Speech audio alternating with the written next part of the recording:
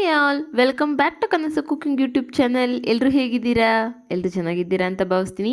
ಬನ್ನಿ, ಇವತ್ತು ತುಂಬ ಸುಲಭವಾಗಿ ನಾವು ಖಾರ ಪೊಂಗಲ್ನ ಹೇಗೆ ಮಾಡೋದು ಅಂತ ನೋಡೋಣ. ತುಂಬ ರುಚಿಯಾಗಿ ಕೂಡ ಇರುತ್ತೆ, ಮತ್ತು ಒಂದು ಕ್ವಿಕ್ಕಾಗಿ ನಮಗೆ ಒಳ್ಳೆ ರೆಸಿಪಿ ಬೇಕು ಅಂತಂದರೆ ಈ ಖಾರ ಪೊಂಗಲ್ನ ಮಾಡ್ಬೋದು.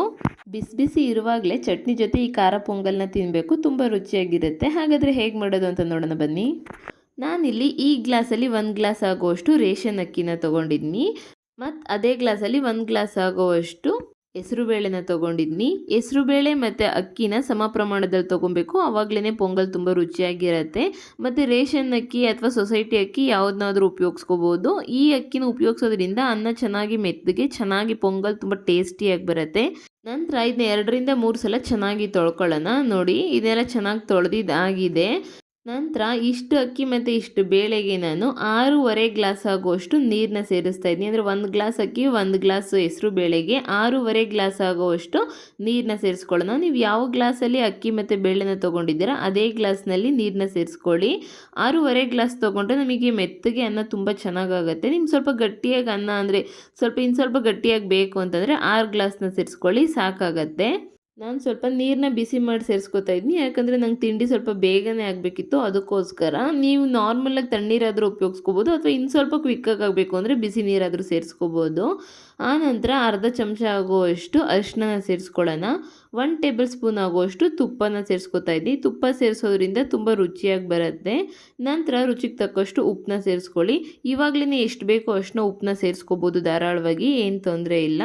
ನಂತರ ಇದನ್ನೆಲ್ಲ ನೀಟಾಗಿ ಮಿಕ್ಸ್ ಮಾಡ್ಕೊಳ್ಳೋಣ. ಅರಿಶಿನ ಸೇರಿಸೋದ್ರಿಂದ ರುಚಿನೂ ತುಂಬ ಚೆನ್ನಾಗಿರುತ್ತೆ, ಮತ್ತು ಕಲರೂ ತುಂಬ ಚೆನ್ನಾಗಿ ಬರುತ್ತೆ. ಹೆಸರು ಬೇಳೆಯಿಂದನೂ ಒಳ್ಳೆ ಕಲರ್ ಬರುತ್ತೆ, ಅರಿಶಿನ ಸೇರಿಸೋದ್ರಿಂದನೂ ತುಂಬ ಚೆನ್ನಾಗಿ ಪೊಂಗಲ್ ಒಳ್ಳೆ ಕಲರಾಗಿಯೇ ಬರುತ್ತೆ. ಆನಂತರ ಇದನ್ನ 2 ವಿಷಿಲ್ ಹಾಕ್ಸ್ಕೊತೀನಿ ನಾನು. 2 ವಿಷಿಲ್ ಹಾಕ್ಸ್ಕೊಂಡ್ರೆ ಚೆನ್ನಾಗಿ ಬೇಯುತ್ತೆ, ಬೇಳೆ ಮತ್ತು ಅಕ್ಕಿ ಎಲ್ಲ ಚೆನ್ನಾಗಿ ಬೇಯುತ್ತೆ. ನೋಡಿ, ವಿಷಿಲ್ ಎಲ್ಲ ಹೋದಾದ್ಮೇಲೆ ಅಂದರೆ ಏರ್ ಔಟ್ ಆದಮೇಲೆ ನಿಮಗೆ ತೆಗೆದು ತೋರಿಸ್ತಾ ಇದ್ದೀನಿ ಯಾವ ರೀತಿ ಆಗಿದೆ ಅಂತ. ಅನ್ನ ಪರ್ಫೆಕ್ಟಾಗಿ ಆಗಿದೆ, ಮತ್ತು ಕನ್ಸಿಸ್ಟೆನ್ಸಿನೂ ಕೂಡ ತುಂಬ ಪರ್ಫೆಕ್ಟಾಗಿ ಆಗಿದೆ. 6.5 ಗ್ಲಾಸ್ ನೀರನ್ನ ನಾವು ಸೇರಿಸೋದ್ರಿಂದ ಕನ್ಸಿಸ್ಟೆನ್ಸಿ ಈ ರೀತಿ ಇದೆ ನೋಡಿ, ತೋರಿಸ್ತಾ ಇದ್ದೀನಿ. ಮತ್ತು ನಾವು ಎಕ್ಸ್ಟ್ರಾ ನೀರನ್ನೇನು ಸೇರಿಸೋವಂಥ ಅವಶ್ಯಕತೆ ಇರೋದಿಲ್ಲ. ನಿಮ್ಗೆ ಏನಾದರೂ ಸಪೋಸ್ ಸ್ವಲ್ಪ ಗಟ್ಟಿ ಆಗಿದೆ ಅಂತಂದರೆ ವಿಜಿಲೆಲ್ಲ ತೆಗೆದಾದ ನಂತರ ಇನ್ನು ಸ್ವಲ್ಪ ಬಿಸಿ ನೀರನ್ನ ಸೇರಿಸ್ಬಿಟ್ಟು ಒಂದು 2 ನಿಮಿಷ ಕುದಿಸಿ ಕರೆಕ್ಟಾಗಿ ಆಗುತ್ತೆ. ನಿಮ್ಮ ಕನ್ಸಿಸ್ಟೆನ್ಸಿ ಯಾವ ರೀತಿ ಬೇಕೋ ಆ ರೀತಿ ನೋಡಿಕೊಂಡು ನೀರನ್ನ ಸೇರಿಸ್ಕೊಳ್ಳಿ. ಈ ಟೈಮಲ್ಲಿ ಉಪ್ಪನ್ನ ಚೆಕ್ ಮಾಡಿಕೊಂಡು ಉಪ್ಪೇನಾದರೂ ಕಡಿಮೆ ಇತ್ತು ಅಂತಂದರೆ ಉಪ್ಪನ್ನ ಸೇರಿಸ್ಬೋದು. ನೋಡಿ, ನಿಮಗೆ ತೋರಿಸ್ತಾ ಇದ್ದೀನಲ್ವ ಕನ್ಸಿಸ್ಟೆನ್ಸಿ ಯಾವ ರೀತಿ ಇದೆ ಅಂತ. ಇಷ್ಟು ಹದ ಇದ್ದರೆ ಪರ್ಫೆಕ್ಟಾಗಿದೆ ಅಂತ. ಆನಂತರ ಇದಕ್ಕೆ ಒಗ್ಗರಣೆ ರೆಡಿ ಮಾಡ್ಕೊಳ್ಳೋಣ ಬನ್ನಿ. ನಾನಿಲ್ಲಿ 3 ಟೇಬಲ್ ಸ್ಪೂನ್ ಆಗುವಷ್ಟು ಅಡುಗೆ ಎಣ್ಣೆನ ಸೇರಿಸ್ಕೊಂಡಿದ್ದೀನಿ. ನಂತರ 1 ಟೇಬಲ್ ಸ್ಪೂನ್ ಆಗುವಷ್ಟು ಮೆಣಸನ್ನ ಸೇರಿಸ್ಕೊತಾ ಇದ್ದೀನಿ. 1 ಟೇಬಲ್ ಸ್ಪೂನ್ ಆಗುವಷ್ಟು ಜೀರಿಗೆನ ಸೇರಿಸ್ಕೊತಾ ಇದ್ದೀನಿ. ನೀವು ಅಡುಗೆ ಎಣ್ಣೆ ಬದಲಿಗೆ ತುಪ್ಪದಲ್ಲಾದ್ರೂ ಮಾಡ್ಕೊಬೋದು, ಅಥವಾ ಅರ್ಧ ಅಡುಗೆ ಎಣ್ಣೆ ಅರ್ಧ ತುಪ್ಪದಲ್ಲಾದ್ರೂ ಮಾಡ್ಕೊಬೋದು ಇದನ್ನು. ನಂತರ 6 ರಿಂದ 7 ಗೋಡಂಬಿನ ಸೇರಿಸ್ಕೊತಾ ಇದ್ದೀನಿ. ನಂತರ ಖಾರಕ್ಕೆ ತಕ್ಕಷ್ಟು ಹಸಿಮೆಣ್ಸಿನ್ಕಾಯಿನ ಸೇರಿಸ್ಕೊಳ್ಳೋಣ. 1 ಇಂಚ್ ಆಗುವಷ್ಟು ಶುಂಠಿನ ಈ ರೀತಿ ಸಣ್ಣ ಸಣ್ಣದಾಗಿ ಜಜ್ಜಿ ಸೇರಿಸ್ಕೊತಾ ಇದ್ದೀನಿ. ನೀವು ಜಜ್ಜಿ ಸೇರಿಸ್ಕೊಂಡಿಲ್ಲ ಅಂತಂದರೆ ತುರಿದಿ ಆದ್ರೂ ಸೇರಿಸ್ಕೊಬೋದು. 5 ರಿಂದ 6 ಎಸಳು ಬೆಳ್ಳುಳ್ಳಿನ ಜಜ್ಜಿ ಸೇರಿಸ್ಕೊತಾ ಇದ್ದೀನಿ. ಬೆಳ್ಳುಳ್ಳಿ ಕಂಪ್ಲೀಟ್ಲಿ ಆಪ್ಷನಲ್ ಆಗಿರುತ್ತೆ, ಇಷ್ಟ ಇದ್ದರೆ ಸೇರಿಸ್ಕೊಳ್ಳಿ, ಇಲ್ಲ ಅಂತಂದರೆ ಏನು ತೊಂದರೆ ಇಲ್ಲ. ಬಟ್ ಸೇರಿಸೋದ್ರಿಂದ ರುಚಿ ತುಂಬ ಚೆನ್ನಾಗಿರುತ್ತೆ. ಇದನ್ನೆಲ್ಲ ಮೀಡಿಯಮ್ ಫ್ಲೇಮಲ್ಲೇ ಚೆನ್ನಾಗಿ ಫ್ರೈ ಮಾಡ್ಕೊಳ್ಳೋಣ. ಆನಂತರ 2 ರೆಂಬೆ ಆಗುವಷ್ಟು ಹಸಿ ಕರಿಬೇವಿನ ಸೊಪ್ಪನ್ನ ಸೇರಿಸ್ಕೊತಾ ಇದ್ದೀನಿ. ನಂತರ 1 ಚಿಟಿಕೆ ಆಗುವಷ್ಟು ಇಂಗನ್ನ ಸೇರಿಸ್ಕೊಳ್ಳೋಣ. ನಂತರ ನಾನಿಲ್ಲಿ ಹಸಿಕಾಯಿನ ಸಣ್ಣ ಸಣ್ಣದಾಗಿ ಕಟ್ ಮಾಡಿಕೊಂಡು ಸೇರಿಸ್ಕೊತಾ ಇದ್ದೀನಿ. ಹಸಿಕಾಯಿ ಅಥವಾ ಕೊಬ್ಬರಿ ಯಾವುದನ್ನಾದರೂ ಸೇರಿಸ್ಕೊಬೋದು, ನಿಮ್ಮ ಮನೇಲಿ ಯಾವುದು ಅವೈಲೇಬಲ್ ಇದೆ ಅದನ್ನು ಸೇರಿಸ್ಕೊಳ್ಳಿ. 2 ಸೇರಿಸ್ಕೊಂಡು ತುಂಬ ರುಚಿಯಾಗಿ ಬರುತ್ತೆ. ಇದನ್ನೆಲ್ಲ ನೀಟಾಗಿ ಫ್ರೈ ಮಾಡ್ಕೋಬೇಕಾಗತ್ತೆ. ಖಾರ ಪೊಂಗಲ್ಗೆ ಜೀರಿಗೆ ಮತ್ತು ಮೆಣಸು ಮತ್ತು ಶುಂಠಿ ಇದೆಲ್ಲ ಸೇರಿಸೋದ್ರಿಂದ ಹಸಿವು ತುಂಬ ಚೆನ್ನಾಗಾಗುತ್ತೆ, ಮತ್ತು ನಮ್ಮ ಜೀರ್ಣಕ್ರಿಯೆಯೂ ತುಂಬ ಚೆನ್ನಾಗಾಗುತ್ತೆ. ಮಕ್ಳಿಗೆ ಅಟ್ಲೀಸ್ಟ್ ವಾರಕ್ಕೆ 1 ಸಲನಾದರೂ ಇದನ್ನ ಮಾಡ್ಕೊಳ್ಳಿ, ತುಂಬ ಚೆನ್ನಾಗಿರುತ್ತೆ, ಹೆಲ್ತ್ಗೂ ತುಂಬ ಒಳ್ಳೆಯದು. ಇದೆಲ್ಲ ಒಗ್ಗರಣೆ ರೆಡಿ ಆಗಿದೆ. ಇದನ್ನೆಲ್ಲ ನಾವು ಪೊಂಗಲ್ಗೆ ಸೇರಿಸ್ಕೊಳ್ಳೋಣ.